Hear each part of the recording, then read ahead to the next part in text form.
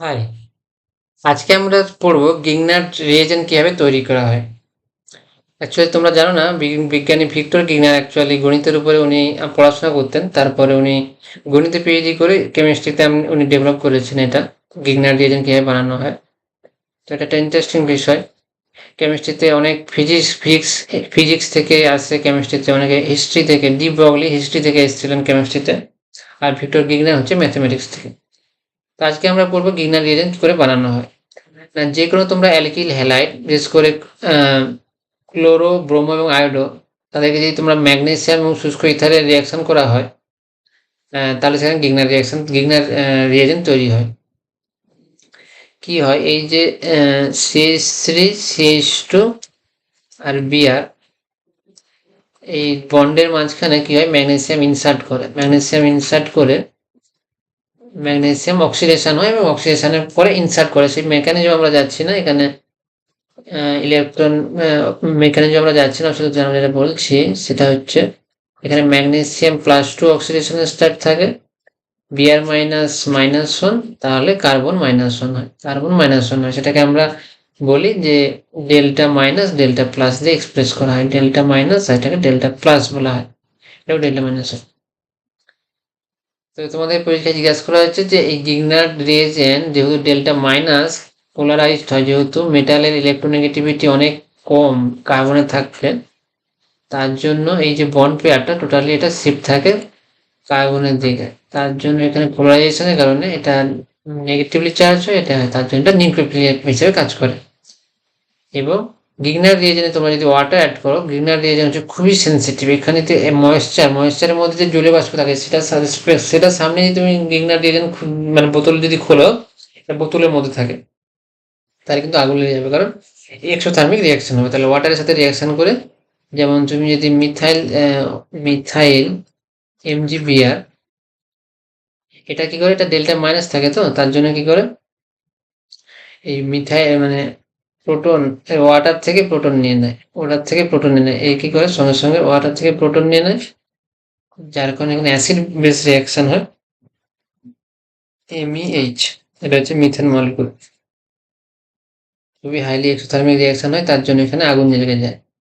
তো এটা ওয়াটারের সাথে রিয়াকশন করে, ওয়াটার এবং CO2 সাথে রিয়াকশন করে। CO2 যদি তোমাদের একটু CH3 মাইনাস কি করবে, এই CO2 মলিকুলের সাথে রিয়াকশন করে ফেলে। যদি বাতাসে তো CO2 থাকে, তো CO2 সাথেও রিয়াকশন করে কিন্তু কার্বক্সিলিক অ্যাসিড তৈরি করবে। তো কার্বক্সিলিক অ্যাসিড প্রিপারেশনে আমরা এই রিয়াকশনটা পড়বো। তাহলে কার্বক্সিলিক অ্যাসিড যখন পড়াবো তখন আমরা দেখাবো যে কিভাবে গিগনার্ড রিয়েজেন্ট CO2 সাথে রিয়াকশন করে অ্যাসিটিক অ্যাসিড তৈরি করে। এখানে H+ দিয়ে প্রোটনেশন করতে হবে। তাহলে আমরা গিগনার্ড রিয়েজেন্টের রিয়াকশন গিয়ে পড়বো যে কিভাবে কার্বক্সিলিক অ্যাসিড তৈরি হয়। তাহলে CO2 সাথে রিয়াকশন করে কার্বক্সিলিক অ্যাসিড তৈরি করে, এটা হচ্ছে অ্যাসিড। বুঝতে পারলে? এবার লাস্ট একটা রিয়াকশন যেটা হচ্ছে ইম্পর্টেন্ট, হচ্ছে উডস রিয়াকশন। এখানে কি করা হয়, ধরো ইথাইল ব্রোমাইড নিয়ে তাকে যদি তুমি একই রকম ভাবে সোডিয়াম দিয়ে হিট করতে হবে, তাহলে দুটো ইথাইল মলিকুল জুড়ে যাবে। দুটো ইথাইল মলিকুল জুড়ে গিয়ে এই মলিকুলটা তৈরি হবে, নতুন কার্বন কার্বন বন্ড তৈরি হবে। আর একটা গুরুত্বপূর্ণ এক্সাম্পল হচ্ছে এই মলিকুলটা, এটাকে বলা হয় বিউটান, সাইক্লোবিউটান। এই মলিকুলটাকে বলে সাইক্লোবিউটান। কি রকম molecule, CH2 CH2 CH2 CH2, এটা হচ্ছে সাইক্লোবিউটেন। এবারে একটা হাইড্রোজেন তুলে নিয়ে এটা একটা করে ব্রোমিন লাগাও এখানে, এখানে একটা হাইড্রোজেন বাদে 4টা হাত বোঝাতে হবে, তো একটা হাইড্রোজেন ছেড়ে দিলে একটা ব্রোমিন লাগাতে পারি, তাহলে মলিকুলটা হয়ে যাবে এরকম। এখানে একটা ব্রোমিন আছে, এখানে একটা ব্রোমিন আছে। এবার এই মলিকুলটাকে যদি তুমি সোডিয়াম দিয়ে হিট করো, 2 ইকুইভ্যালেন্ট সোডিয়াম লাগবে, 2 ইকুইভ্যালেন্টে যদি সোডিয়াম দিয়ে হিট করো, তাহলে কিন্তু এই মলিকুলটা তৈরি হবে। এটাকে বলা হয় বাইসাইক্লোবিউটেন। তো কিরকম ব্যাপার, না এই মলিকুলের সাথে এই নতুন একটা কার্বন বন্ড তৈরি হবে। এই কার্বনের সাথে অলরেডি আগে বন্ড ছিল, এখানে একটা হাইড্রোজেন থাকবে 4টা হাত বোঝানোর জন্য, এখানে একটা হাইড্রোজেন থাকবে, এখানে CH2 ইউনিট থাকবে, CH। তো নতুন যে কার্বন বন্ডটা তৈরি হলো, এই কার্বন বন্ডটা, এই বন্ডটা ভাঙছে, আর এই বন্ডটা ভেঙেছে, তা নতুন কার্বন বন্ড তৈরি হচ্ছে। তো এইটাকে বলা হয় উডস রিয়াকশন। এখানে সোডিয়াম মেটাল ইউজ করা হয় এবং আর মলিকুলটা তৈরি হয়। দেখতে পাচ্ছ দুটো এক্সাম্পল দিলাম, এগুলো খুবই ইম্পর্টেন্ট। তো আমাদের হ্যালো অ্যালকেনের যে চ্যাপ্টারটা অলমোস্ট শেষ।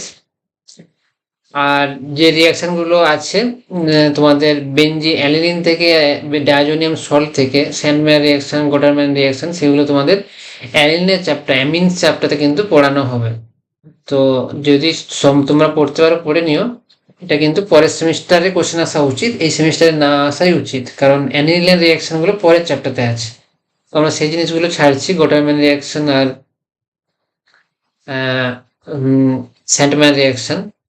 আর অলমোস্ট আমরা যা কমপ্লিট করেছি, substitution, elimination, electrophilic, nucleophilic, aromatic substitution, তারপর আমরা কাইরালিটি পড়েছি, অপটিক্যাল অ্যাক্টিভিটি পড়েছি, আরএস নোমেনক্লেচার পড়েছি। এখন এরপর আমরা যেটা পড়ালাম হ্যালো অ্যালকেন কিভাবে প্রিপেয়ার করা হয়, আর হ্যালো অ্যালকেন কিভাবে প্রিপেয়ার করা হয় সেটা পড়ালাম। তারপর আমরা দেখালাম কিছু হ্যালো অ্যালকেন কিছু রিয়াকশন, যেমন গিগনার রিয়েজেন্ট এবং হচ্ছে উডস রিয়াকশন। তাহলে এরপর আমরা শুরু করব ফেনল অ্যালকোহল ইথার।